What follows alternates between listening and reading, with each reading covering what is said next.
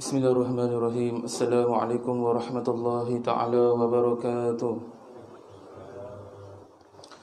إلى حضرة النبي رسول الله صلى الله عليه وسلم ثم إلى روحي العالم الأعلم شيخ وان داود بن شيخ وان عبد الله بن شيخ وان إدريس الفاطمي وإلى روحي محمد بن إدريس بن عباس بن عثمان بن شافعي وإلى روحي أبو الحسن بن إسماعيل الأشعري وإلى روحي أبو منصور محمد بن محمود الماتريدي ثم إلى أرواح والدينا ومشايخنا ومعلمنا وذوي الحقوق علينا أجمعين ثم إلى أرواح أموات المؤمنين والمؤمنات والمسلمين والمسلمات أن الله يغفر لهم ويرحمهم ويعلي درجاتهم في الجنة وينفعنا بأسرارهم وأنوارهم وعلومهم ونفحاتهم في الدين والدنيا والآخرة بسر الفاتحة. أعوذ بالله من الشيطان الرجيم. بسم الله الرحمن الرحيم. الحمد لله رب العالمين الرحمن الرحيم مالك يوم الدين إياك نعبد وإياك نستعين اهدنا الصراط المستقيم صراط الذين أنعمت عليهم غير المغضوب عليهم ولا الضالين آمين. Alhamdulillahi Rabbil Alamin wa bihi nasta'in ala umuri dunya wa din wa sallallahu ala sayyidina Muhammadin khatimin nabiyyin wa ala alihi wa sahbihi ajma'in. Allahumma salli ala sayyidina Muhammad al-fatihi lima uliqa wal khatimi lima sabaqa wan nasiril haqqi bil haqq wal hadi ila siratikal mustaqim wa ala alihi wa sahbihi haqqa qadrihi wa miqdarihi al-azim. Allahumma aftah alaina futuhal arifin warzuqna fahman nabiyyin wa ilhamal malaikatil muqarrabin ya hayyu ya qayyum bi rahmatika ya arhamar rahimin. Rabbi shrah li sadri wa yassir li amri wa hlul 'uqdatam min lisani yafqahu qawli. Qala musannif rahimallahu ta'ala wa nafa'ana bihi wa bi 'ulumihi fid darain amin.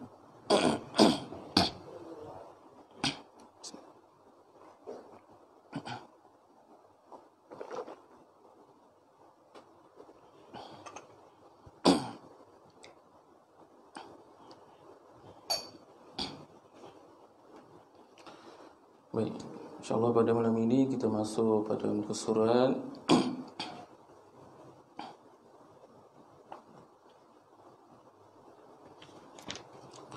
ke surat 143.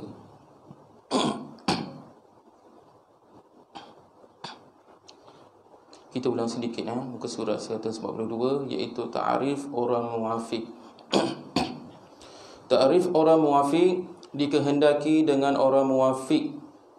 Dikehendaki dengan orang muwafiq ialah orang yang mendapat masa yang mencukupi bersama qiyam imamnya.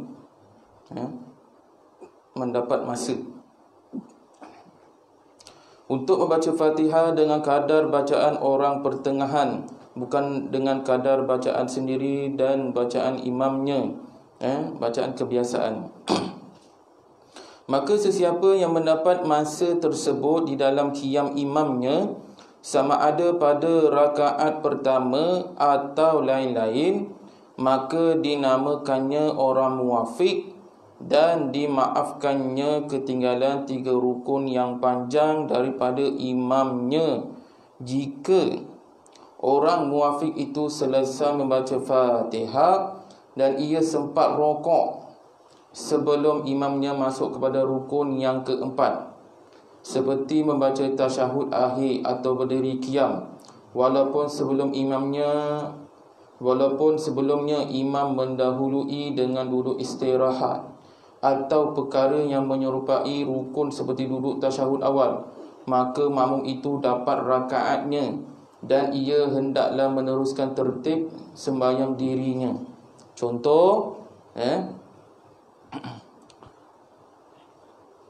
makmum muwafiq pada ketika itu dia leka dengan bacaan surah yang dibacakan oleh imam. Selepas imam baca Fatihah, jadi imam baca surah. Contoh, imam baca surah Al-A'la, panjang kan? Jadi bila panjang, ada tak masa untuk yang makmum ni baca Fatihah? Ada, tetapi dia berhayal ataupun terleka ataupun dia dengar suara imam tu terlampau sedap, jadi dia leka. Jadi ketika imam dah rukuk, ketika itu makmum dia baru teringat dan dia yakin bahawasanya dia terlupa baca Fatihah. Jadi dia ada kelonggaran untuk meninggalkan 3 rukun. Jadi maksudnya ketinggalan 3 rukun kat situ. Contoh, imam dah sujud. Imam dah sujud. Pertama, dia masih baca Fatihah tak habis lagi. Imam dah sujud kedua, dia tak habis baca Fatihah lagi. Jadi jika sekiranya imam naik rakaat yang kedua, dia tak habis baca Fatihah lagi. Faham? Jadi misal kata dia teruskan bacaan Fatihah tu, dan dia rukuk, maka batallah solat dia. Maka batallah solatnya. Itu yang maksud dia kata masuk kepada rukun yang keempat. Apa maksud ketinggalan 3 rukun ni? Contoh rukun yang panjang, rukuk dah 1. Faham? Kemudian sujud tu ada berapa kali? 2. Jadi 2 tambah 1 dah 3. Sujud adalah rukun yang panjang. Sujud adalah rukun yang panjang. Baik. Apa lagi? Tahiyat ataupun tahiyat, rukun yang panjang. Kemudian i'tidal, duduk antara 2 sujud, rukun yang pendek. Faham? Jadi jika sekiranya imam ketika itu dia sujud lagi, sebelum imam nak naik rakaat yang kedua, dia dah sujud, dia dah rukuk. Faham? Jadi saya nak memerlukan contoh, boleh tak? Demo, siapa boleh? Ada budak ke apa ke yang boleh jadi demo macam ni, saya buat macam ni. Saya ingat orang ulau ni, kan? Ulau senduk.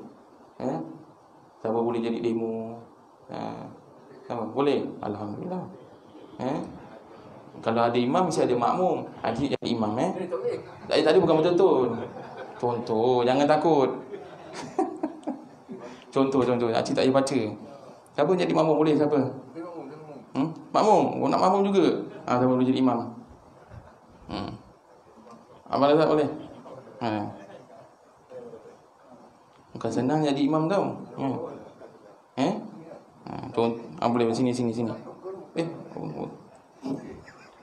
Okey Sini ni. Saya menghadap sana ke? Menghadap sana? Okey ya. Boleh Okey, contoh abang dah nak menghadap sana, boleh lah menghadap sana lah. Menghadap sana demo Okey. Okey. Sikit. Okey, baik. Okey, abang sujud. Boleh sujud. Sujud. Okey. Ni masih baca Fatihah lagi ni. Baca Fatihah tak habis lagi, panjang now. Taranum apa tak tahu. Jadi jika sekarang ni imam dah habis sujud yang kedua, abang qiyam. Allahu akbar. Imam tak bangun ni. Qiyam. Okey, Allahu akbar. Jadi imam dah naik rakaat kedua. Yang makmum belakang ni tak habis baca Fatihah lagi. Faham? Tak faham. Imam makmum tak boleh cakap. Jadi tak faham gua.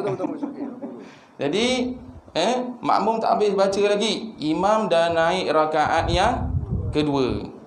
Jadi batal ke tak batal? Dah lebih 3 rukun tak? Dah lebih 3 rukun. Okey, baik. Okey, abang sujud sekali lagi boleh bang? Okey. Okey. Sekarang ni sujud yang kedua. Sujud yang kedua. Kemudian makmum belakang ni Allahu akbar, dia rukuk. Kemudian beraza, imam bangun Allahu akbar. Okey. Sekarang ni yang makmum belakang tidak ketinggalan 3 rukun, maksudnya tidak melebihi daripada 3 rukun. Faham? Kalau macam ni masih lagi dalam mengikut imam. Faham? Okey. Jadi contoh berlaku imam dah naik rakaat kedua, makmum masih lagi dalam suratul Fatihah. Jadi bagaimana cara kita supaya tidak batal solat? Maka makmum belakang ni dia ada, makmum si belakang dah. Jadi ada dua cara. Yang pertama iaitu mufarakah. Mufarakah dimaksud berpisah daripada mengikuti imam solat berjemaah. Faham? Okey, cara yang kedua, dia mengikut imam pada keadaan semasa imam tu. Faham tak? Contoh, kalau imam tu dalam keadaan rokok, Allahu Akbar. Contoh, jadi makmum belakang ni terus rokok. Faham? Selesai sahaja, okey, abang terus tahiyat akhir, buat tahiyat akhir, duduk tawarruk, tahiyat akhir, okey, katakan ni pada rakaat yang terakhir. Okey, cik, buat rakaat terakhir, okey, tadi cara yang kedua tadi mengikut imam, mengikut keadaan semasa imam tu. Baik. Jika sekiranya imam dah bagi salam, Assalamualaikum warahmatullahi,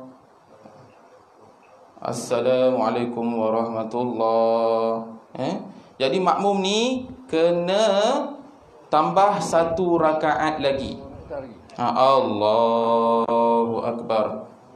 Jadi kena teruskan tambah satu rakaat. Faham? Kena tambah satu rakaat. Jelas? Boleh Okey. Jadi kalau misal kata ada barisan depan ni, contoh tak belakang imam lah, ada makmum belah depan lagi pakai kursi ke apa kali kursi tu, belah belakang ni. Jadi kursi, kalau makmum nak duduk atas kursi, dia mesti ikut lain tu. Bukan kaki yang ikut lain, kursi tu ikutlah lain. Boleh? Sini. Kursi kat sini. Kalau kursi tak ikut lain, yang makmum belakang ni tergentak kepala kat kursi, benjol. Jadi kursi belakang masa kepala kau benjol, pasal tak tahu kursi dekat terlampau belakang. Faham? Macam mana? Oh, demo kursi. Tu kursi. Ajak makmum tu jam. Kejap Kejap Okay, baik. Contoh dia alang-alang lah. Betul lah. Betul okey. Okey. Contoh. Dia duduk. Mana baris saya? Takkan saya duduk. Okey, sini. Jangan Ali. Sini, duduk sini. Duduk je. Duduk. Okey. Macam ni, yang sebetulnya kursi ni kena sebaris. Sebaris dengan saf. Kursi ni kena sebaris dengan saf. Yang cara yang salah, okey, bangun cik jap. Cara yang salah ini kat belakang ni. Kaki tu dia sama dengan saf. Yang kursi kat belakang ni kat belah belakang pula. Tu dah salah. Yang ini salah. Kaki dia letak kat saf, yang tu salah. Cara yang betul macam ni. Ikut saf. Betul Okey, jelas. Okey, terima kasih Terima kasih bang. Okay. Kan kejap lagi bangun lagi kan.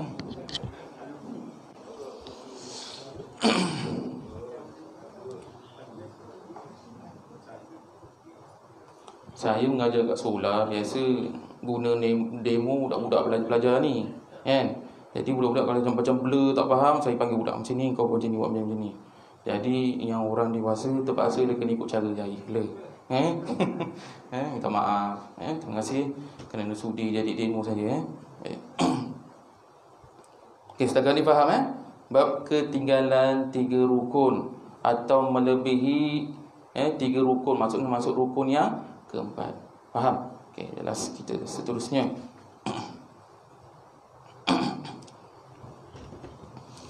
Dan jika imam sudah masuk kepada rukun yang keempat, seperti ia berdiri sampai kepada had qiyam, had qiyam, yang sudah layak untuk membaca Fatihah. Had qiyam macam mana had qiyam ni? Had qiyam betul-betul diri lah, yang layak untuk membaca suratul Fatihah. Baik. Atau ia duduk pada had yang layak membaca tasyahud akhir. pada tasyahud akhir. Contoh, makmum masih pada rakaat yang ketiga, rakaat yang keempat, tetapi dia belum turun.